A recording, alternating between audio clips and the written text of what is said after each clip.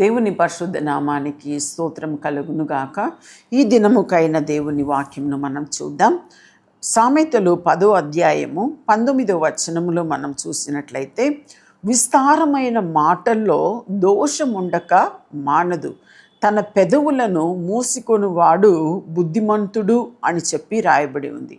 అంటే విస్తారమైన మాటల్లో దోషముండక మానదు అని మనం చూస్తున్నాం. ఇంకా రాయబడి ఉంది, తన పెదవులను మూసికొను వాడు బుద్ధిమంతుడు. అంటే మాట్లాడకుండా ఉండలేం కదండి, తప్పకుండా మనం మాట్లాడతాం. అయితే ఇక్కడ రాయబడి ఉంది విస్తారమైన మాటల్లో, అంటే మాట్లాడవద్దు అని చెప్పి ఇక్కడ రాయబడలే. ఇక్కడ ఏమని రాయబడి ఉంది, విస్తారమైన మాటల్లో. అంటే మంచి ఎగ్జాంపుల్ మనం చూడాలంటే యోబు గురించి మనం చూడాలి కదా.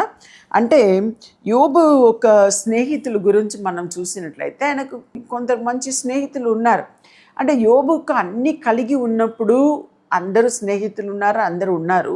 కానీ అన్నీ పోగొట్టుకున్న తర్వాత మనం చూస్తున్నాము, కొన్ని రోజులు వారు ఏం చేశారంట, వారందరూ వచ్చి కూర్చొని మౌనంగా కూర్చొని ఉన్నారంట. మౌనంగా కొన్ని రోజులు కూర్చున్నారు, తర్వాత ఒక్కొక్కరుగా మాట్లాడడం ప్రారంభించారు. మనం చూసినట్లయితే యోబు 42 అధ్యాయం వరకు మనం చూసినట్లయితే ఒక్కరి తర్వాత ఒక్కరు ఏం చేస్తున్నారు, మాట్లాడుతున్నారు.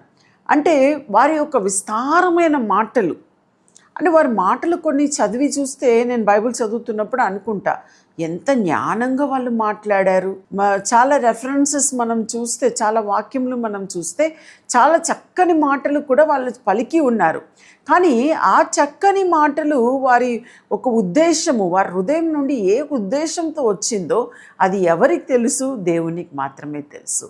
అందుకే మనం చూస్తున్నాము, అదే యోబు గ్రంథంలో 38:2లో మనం చూస్తున్నాము, దేవుడు చెప్తున్నాడు ఎలియు అనే ఒకని గురించి, ఆయన మాట్లాడుతున్న మాటలను గురించి ఆయన అంటున్నాడు, జ్ఞానము లేని మాటలు చెప్పి ఆలోచనను చెరుపుచున్న వీడెవడు అని చెప్పి ఎలిగును గురించి దేవుడు కోపంగా అడుగుతున్నాడు. వీడెవడు అండి, ఈయన జ్ఞానము లేకుండా, ఆయన మాటలు చూస్తే కూడా కొన్ని మంచి మాటల్లాగా అనిపిస్తుంది మనకు, కానీ ఆ మాటలు మంచి ఉద్దేశంతో చెప్పినది కాదు. సో మనం అక్కడ చూసినట్లయితే జ్ఞానము లేని మాటలు చెప్పి ఆలోచనను చెరుపుచున్న వీడెవడు అని చెప్పి దేవుడు అడుగుచున్నాడు.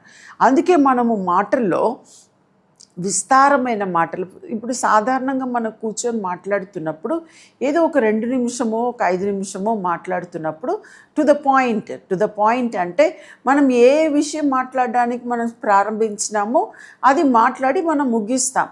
కానీ అదే మాటలు 5 నిమిషం మాట్లాడే మాటలు 50 నిమిషం మాట్లాడినాం అనుకోండి, ఏమవుతుంది, అనవసరమైన మాటలు, లేనిపోని మాటలు. ఒకవేళ అవసరమైనది మాట్లాడవచ్చేమో, నాకు తెలియదు, నేను అంతసేపు ఎవరితో మాట్లాడను.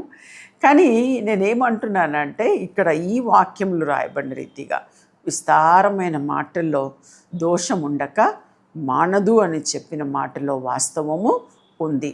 తన పెదవులను మూసికొనువాడు బుద్ధిమంతుడు అని రాయబడి ఉంది. సో ఎంతవరకు అంటే మాట్లాడడం కంటే వినడానికి చెవి ఇవ్వడం మంచిది అని చెప్పి ఇంకొక వాక్యం ఉందండి. అంటే మాటల కంటే, మనం మాట్లాడడం కంటే వినడము శ్రేష్టము. సో ఆ రీతిగా మన జీవితంలో కూడా మనం వినడానికి మనం తొందరపడదాం, మాట్లాడడానికి కాదు, వినడానికి తొందరపడదాం. దేవుడు ఆ రీతిగా మనకు కూడా అటువంటి జ్ఞానం ఇస్తాడు.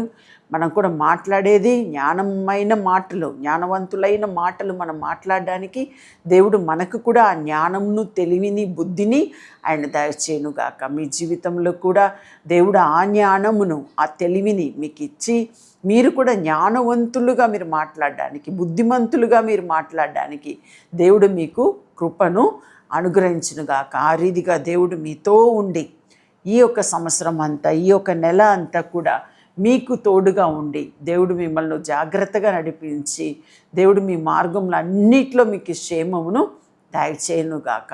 ప్రార్థన చేద్దాం. ప్రభువా నీకు స్తోత్రం చెల్లిస్తున్నాం తండ్రి.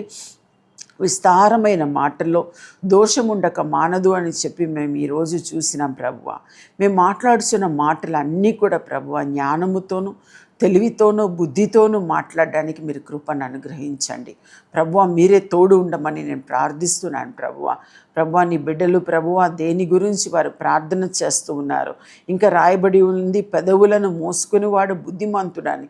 అవసరం లేని విషయంలో ప్రభువా మా పెదవులను తండ్రి, మా నోరును మేము మూసుకొని ఉండడానికి ప్రభువా మీరు మాకు ఆ తెలివిని, ఆ జ్ఞానమును, ఆ బుద్ధిని దయచేయమని ప్రార్థిస్తున్నాం తండ్రి.